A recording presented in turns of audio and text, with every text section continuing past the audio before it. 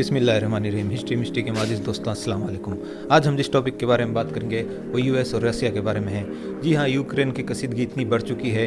हमने पिछले वीडियो में भी बात की थी कि रूसिया किस तरह से नाराज़ बैठा हुआ है अमेरिका से, लेकिन इस बार तो रूसिया और अमेरिका के बीच जंग लगभग तय नज़र आ रही है। कहा जाता है कि यूक्रेन की मदद के लिए नेटो ने अपने अति आधुनिक एंटी टैंक मिसाइल तैनात कर दिए हैं और कहीं ना कहीं नेटो ने अपने एंटी टैंक मिसाइल यूक्रेन को देना शुरू कर दिए हैं। और कहा जाता है कि यूक्रेन के लिए फ़ौजें रवाना हो चुकी है।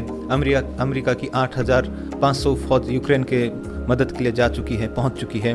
और अमेरिका कहीं ना कहीं 200 मिलियन से भी ज़ायद की हथियार यूक्रेन को मदद में दे रहा है और ज़्यादा से ज़्यादा मदद यूक्रेन की कर रहा है।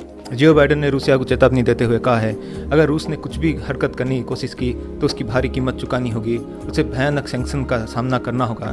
कहीं ना कहीं रूसिया भी अपने सारे प्लेन को स्टैंड बाय मोड में रख चुका है, हाई अलर्ट पर रख चुका है और माना जाता है कि रूस ने भी पूरी तैयारी कर ली है, रूसिया ने भी अपनी कमर कस ली है। अमेरिका के राष्ट्रपति जो बाइडेन का ये कहना है कि उन्होंने रूसिया को धमकी देते हुए ये कहा है कि अगर रूसिया ने यूक्रेन पे एक भी गोली चलाई तो दुनिया का नक्शा बदल देंगे। और ब्रिटेन के प्राइम मिनिस्टर जॉन मॉरिस का ये तक कहना है कि अगर रूस ने यूक्रेन के ऊपर हमला किया तो रूस का एक भी फौजी वापस घर नहीं पहुंचेगा। लेकिन इन धमकियों से रूस को कोई फ़र्क नहीं पड़ता। व्लादिमीर पुतिन का ये मानना है कि रूसिया को इससे कोई फ़र्क नहीं पड़ता और अब ये जुबानी जंग बहुत तेज़ हो चुकी है। या किसी भी तरह के हमले के लिए तैयार है। अमेरिका और नेटो के किसी भी तरह के वार के लिए रूसिया बिल्कुल तैयार है।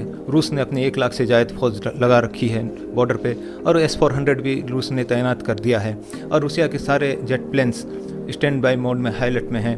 अब किसी भी वक्त अगर जंग शुरू हुई तो रूस इसका माकूल जवाब देने के लिए पूरी क्षमता और ताकत रखता है।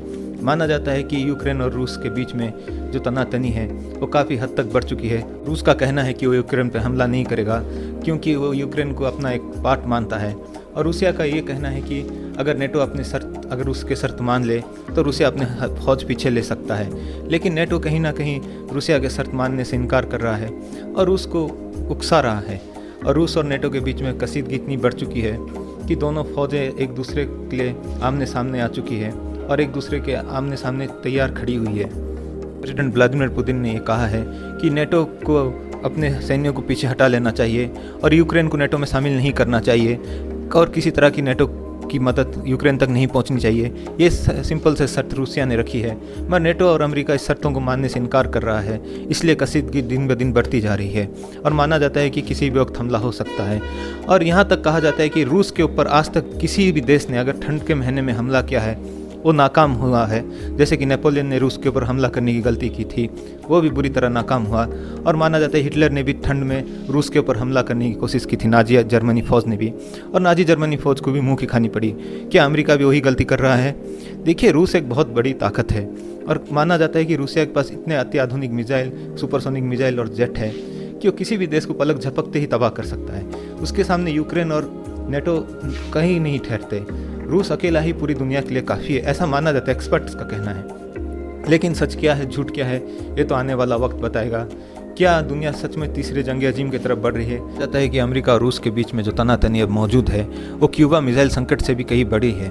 और माना जाता है कि क्यूबा मिसाइल संकट की तरह इस वक्त दुनिया वर्ल्ड वार 3 के मुहाने में खड़ा हो चुका है और किसी वक्त भी वर्ल्ड वार 3 शुरू हो सकता है। इस तरह की चेतावनी रूस और अमेरिका दोनों को दे रहे हैं। देखिए, आप इस कहानी के बारे में क्या सोचते हैं? प्लीज़ हमें कमेंट में ज़रूर लिख के बताएं। आप चाहें तो इस कहानी को डिटेल में गूगल में भी सर्च करके पढ़ सकते हैं या फिर हमारे दिए गए डिस्क्रिप्शन के लिंक को प्रेस करके भी आप नेटो और यूक्रेन की पूरी हिस्ट्री और रूसिया की कहानी पढ़ सकते हैं। आपको ये कहानी कैसी लगी प्लीज़ हमें कमेंट में ज़रूर लिख के बताएं।